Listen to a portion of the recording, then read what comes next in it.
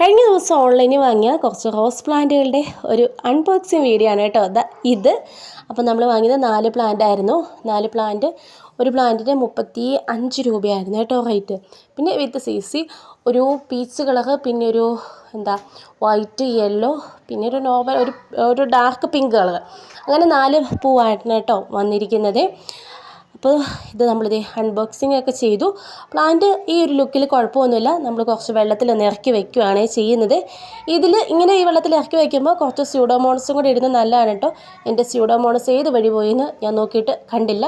അപ്പോൾ അതുകൊണ്ട് സാധാ വെള്ളത്തിൽ ഇറക്കി വെച്ച് ഇനി ഇതിൻ്റെ മുകളിലുള്ള പൂവൊക്കെ നമ്മളൊന്ന് കട്ട് ചെയ്ത് മാറ്റുവാണ് കേട്ടോ. അപ്പോൾ എന്നിട്ടാണ് ഞാൻ പൊതുവെ നടാറുള്ളത്. അങ്ങനെ ഒരുപാട് വലിയ എക്സ്പീരിയൻസ് ഒന്നുമില്ല, ഒരു പ്ലാന്റ് നട്ടിട്ടുള്ളൊരു എക്സ്പീരിയൻസേ ഉള്ളൂ കേട്ടോ.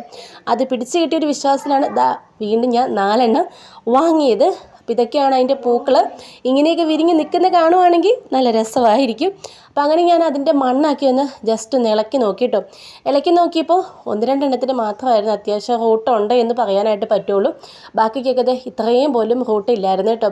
റൂട്ടില്ലായിരുന്നു എന്നല്ല, അതിൻ്റെ ആ തണ്ടിൻ്റെ അടിവശത്ത് നിന്ന് ഇങ്ങനെ ചീങ്ങി ഒരു ബ്ലാക്ക് കളറിൽ തുടങ്ങിയിട്ടുണ്ടായിരുന്നു. അപ്പോൾ ഇത് 4 എണ്ണം നമ്മൾ സാധാ മണ്ണിലൊന്ന് മാറ്റി നട്ട് കുറച്ച് വെള്ളം ഒന്ന് ഒഴിച്ച് കൊടുത്തിട്ടുണ്ട്.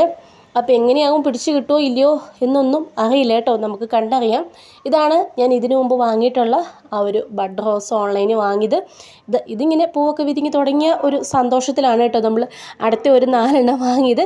പക്ഷേ ഇത് നമ്മളിങ്ങനെ മണ്ണൊക്കെ മാറ്റിയപ്പോൾ നിറയെ റൂട്ടൊക്കെ ആയിരുന്നു കേട്ടോ.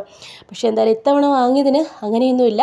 അപ്പോൾ അതുകൊണ്ട് തന്നെ നമ്മൾ ഇവിടുന്ന് വാങ്ങി എന്നുള്ള കാര്യങ്ങളൊന്നും നമ്മൾ പറയുന്നില്ല കേട്ടോ. ഇതാണ് നമ്മുടെ പ്ലാന്റ്. ഒരു വളവും കൊടുക്കാതെ തന്നെ നമ്മുടെ പ്ലാന്റ് പുതിയ പൂക്കളും മൊട്ടുകളും ഒക്കെ വന്നു തുടങ്ങിയിട്ടുണ്ട്. അപ്പോൾ വീഡിയോ ഇഷ്ടമായ കൂടെ മറക്കല്ലേ.